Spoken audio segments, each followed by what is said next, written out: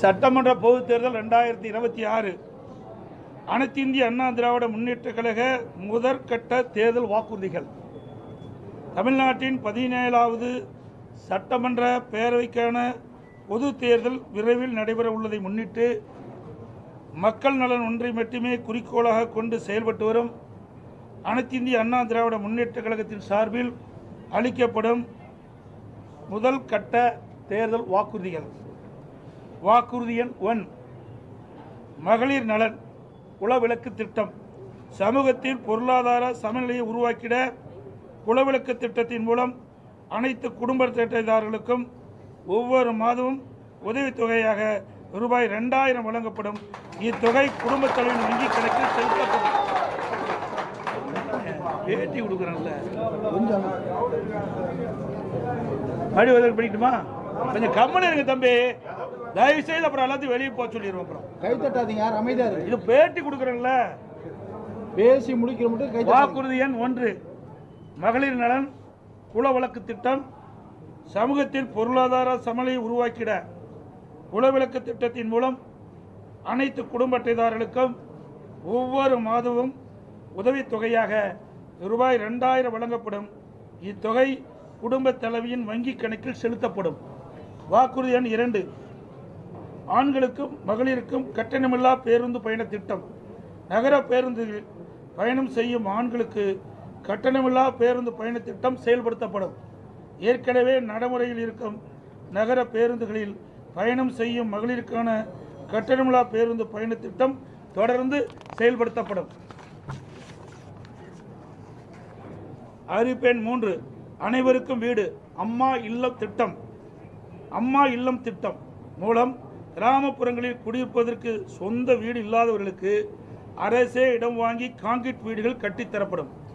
அதேபோல நகரப்பகுதியில் சொந்த வீடு இல்லாதவர்களுக்கு அரசே இடம் வாங்கி அடுக்குமாடி வீடுகள் கட்டி அம்மா இல்லம் திட்டம் மூலம் விலையில்லாமல் வழங்கப்படும்.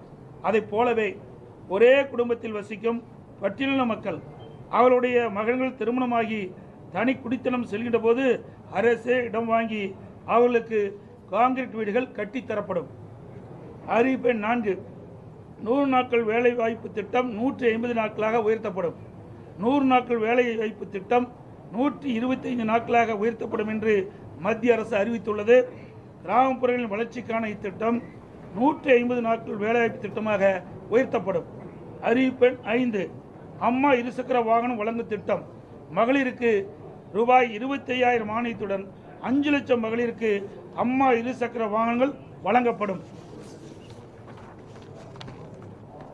தேர்தல் அறிக்கை தயாரிக்கும் குழு மண்டல வாரியாக பலதரப்பட்ட மக்களை நேரில் சந்தித்து அவர்களின் கோரிக்கை மனுக்களை பெற்றுள்ளனர். இப்பணி நிறைவடைந்ததும் அனைத்து இந்திய அண்ணா திராவிட முன்னேற்ற கழகத்தின் சார்பாக குழு தயாரிக்கப்பட்ட அறிக்கையை அறிவிப்புகளாக வெளியிடப்படும் என்று மகிழ்ச்சியுடன் தெரிவித்துக் கொள்கிறேன். முன்கூட்டியே இந்த தேர்தல் அறிக்கை ஏற்கனவே அவங்க 1000 ரூபாய் டிஎம் கொடுத்துருக்காங்க ரூலிங் கவர்மெண்ட். இப்போ நீங்க 2000 கொடுக்குறேன்ற வாக்குறுதி ஏற்கனவே கடன் சுமை அதிகமாக இருக்கும் பொழுது இது எப்படி சமாளிக்கும்? அவர்களுக்கு திறமை இல்லை, எங்களுக்கு திறமை இருந்தது. நாங்கள் ஆட்சி செய்கின்ற பொழுது 5,18,000 கோடி தான் கடன் இருந்தது. எந்த சூழ்நிலை? ஒரு ஆண்டு கொரோனா காலத்தில் கூட அரசுக்கு வரி வருவாய் இல்லாத நேரத்தில் கூட கொரோனாவுக்கு 40,000 கோடி செலவு செய்தோம். நாங்கள் திறமையாக நிதி கையாண்டு நிதி சுமை இல்லாமல் நிதி சுமை குறைவாக இருக்கின்ற சூழ்நிலை நாங்கள் உருவாக்கி தந்திருக்கிறோம். ஆனால் திராவிட முன்னேற்ற கழக அரசு பொறுப்பேற்ற பிறகு இந்த நிதி மேலாண்மை அமைப்பை ஏற்படுத்தி நிபுணர் குழு அமைக்கப்பட்டு அந்த நிபுணர் குழு மூலமாக கடன் குறைக்கப்படும், வருவாய் உயர்த்தப்படும் சொன்னாங்க. ஆனால் அதுக்கு நேர்மாறாக நிபுணர் குழு அமைக்கப்பட்டபோது கடன் தான் அதிகரிச்சிருக்குது. சுமார் இந்த ஆட்சி முடிகின்ற தருவாயில் 5.5 லட்சம் கோடி கடன் இருக்கின்ற ஒரு சூழ்நிலை ஏற்பட்டுள்ளது.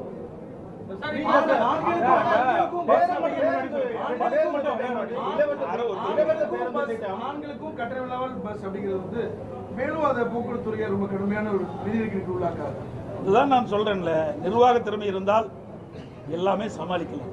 நிர்வாக திறமையற்ற சிரிக்கின்ற பொழுதுதான் கடன் சுமை அதிகரித்துக் கொண்டே இருக்கின்றது. அதெல்லாம் இன்னும் அதாவது 2ஆம் கட்ட தேர்தலுக்கு முழுமையாக வெளியிடுகின்ற பொழுது இன்னும் பல அறிவிப்புகள் வெளியிடப்படும். எங்களுடைய தேர்தல் அறிக்கை தயாரிக்க குழு ஒவ்வொரு மண்டலமாக போயிட்டு இருக்கிறாங்க, மக்கள்கிட்ட மனு வாங்கிட்டு இருக்கிறாங்க. இப்போ இன்னும் கோயம்புத்தூர் மண்டலத்துக்கு போகல. அங்கே போய் பலதரப்பட்ட மக்களையும் சந்தித்து அவருடைய கருத்துக்களை விண்ணப்பம் மூலமாக பெற்று அதையெல்லாம் சேகரித்து அந்த அறிக்கையாக தயாரிக்கப்பட்டு அது ஆய்வு செய்யப்பட்டு அதை அடிப்படையில் மக்கள் என்னென்ன நினைக்கின்றார்களோ அதை எங்களுடைய தேர்தல் அறிக்கையில் இடம்பெறும்.